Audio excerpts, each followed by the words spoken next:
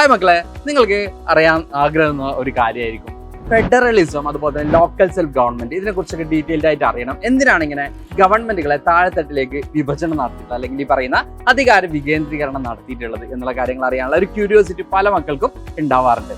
അപ്പൊ ഞാൻ സിമ്പിൾ ആയിട്ട് പറയാം. ഇപ്പൊ നമ്മുടെ സറൗണ്ടിങ്സിൽ നടക്കുന്ന കാര്യങ്ങളെ കുറിച്ച് ഇപ്പോൾ എക്സാമ്പിൾ പറയുകയാണെങ്കിൽ നമ്മുടെ നാട്ടിലുള്ള റോഡ് അല്ലെങ്കിൽ പൈപ്പ് പ്രശ്നങ്ങൾ, ഇങ്ങനെയുള്ള കാര്യങ്ങളെ കുറിച്ച് ഡയറക്റ്റ് ആയിട്ട് അറിയുന്നത് അവിടുത്തെ ലോക്കൽ പീപ്പിൾസിനായിരിക്കും, അതായത് അവിടുത്തെ തദ്ദേശീയരായിട്ടുള്ള ആളുകൾക്കായിരിക്കും. അപ്പൊ നമ്മുടെ റെപ്രസെന്റേറ്റീവ്സും ആ ഒരു വാർഡിലുള്ള ഒരാളാണെങ്കിൽ അത് കുറച്ചുകൂടി എന്ത് ചെയ്യും, ബെറ്റർ ആയിരിക്കും അല്ലെ.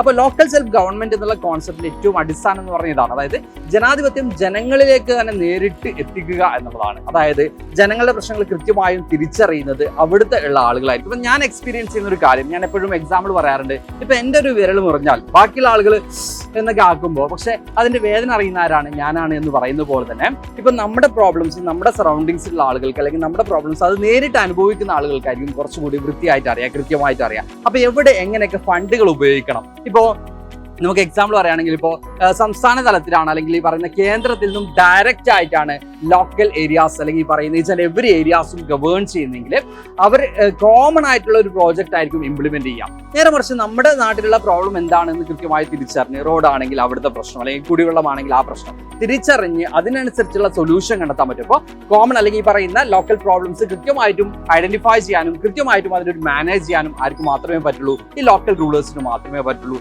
അപ്പോൾ നമ്മുടെ സറൗണ്ടിങ്സിനെ കുറിച്ച് അറിയുന്ന, അല്ലെങ്കിൽ നമ്മുടെ പ്രിമൈസസിനെ കുറിച്ച് അറിയുന്ന ആളുകളാണ് നമ്മുടെ റെപ്രസെന്റേറ്റീവ്സ് എങ്കിൽ കുറച്ചുകൂടി എന്ത് ചെയ്യും, നമുക്കത് സുതാര്യമായിട്ടും കുറച്ചുകൂടി ബെറ്റർ ആയിട്ടും എന്ത് ചെയ്യാൻ പറ്റും, ഗവേൺ ചെയ്യാൻ പറ്റുന്നതാണ്. അപ്പോൾ ലോക്കൽ സെൽഫ് ഗവൺമെന്റ് എന്താണ് എന്ന് ചോദിക്കുന്ന മക്കളോട് പറയുന്നത് ഡയറക്റ്റ് ആയിട്ടും, അതായത് നമ്മളിലേക്ക് തന്നെ എന്ത് ചെയ്യാണ്, ഭരണകൂടം എത്തുകയാണ് ചെയ്യുന്നത്. അപ്പോൾ ഡയറക്റ്റ് ആയിട്ടും പീപ്പിൾസിന്റെ കയ്യിലേക്ക് ഗവൺമെന്റ് അല്ലെങ്കിൽ പറയുന്ന അധികാരം കിട്ടുകയാണ് ചെയ്യുന്നത്. ഇനി ഒരു എക്സാമ്പിൾ കൂടി ഞാൻ പറയാം. ഇപ്പൊ നമ്മുടെ ഗ്രാമസഭാ മീറ്റിങ്ങുകളൊക്കെ കൂടുന്ന സമയത്ത് അവിടുത്തെ എല്ലാ വോട്ടേഴ്സിനും എന്ത് ചെയ്യാം, ആ സഭാ മീറ്റിങ്ങുകളിൽ എന്ത് ചെയ്യാം, പങ്കാളികളാവും. വർഷത്തിലൊരിക്കലൊക്കെ മീറ്റിങ്ങുകളൊക്കെ കൂടുമ്പോൾ എല്ലാ ആളുകളും പങ്കാളികളാവുന്നു. അപ്പോൾ അവിടെ ജനാധിപത്യം നേരിട്ട് ആളുകളിലേക്ക് എത്തുന്ന ഒരു സംവിധാനമാണ് നമുക്ക് കാണാൻ പറ്റും. അപ്പോൾ ഏറ്റവും ബെറ്റർ ഫോം ഓഫ് ഗവൺമെന്റ് തന്നെയാണ് ഈ പറയുന്ന ഡീസെൻട്രലൈസേഷന്റെ ഭാഗമായിട്ട് സംഭവിച്ചിട്ടുള്ള ലോക്കൽ സെൽഫ് ഗവൺമെന്റ് എന്ന് നമുക്ക് കാണാൻ പറ്റും. അപ്പൊ ഇതുപോലുള്ള വീഡിയോസുമായിട്ട് ഇനിയും ഞാൻ വരുന്നതാണ്. അപ്പോൾ തൽക്കാലം ഈ ഒരു ക്ലാസ് ഇവിടെ വൈൻഡപ്പ് ചെയ്യാണ്. Thank you all, by.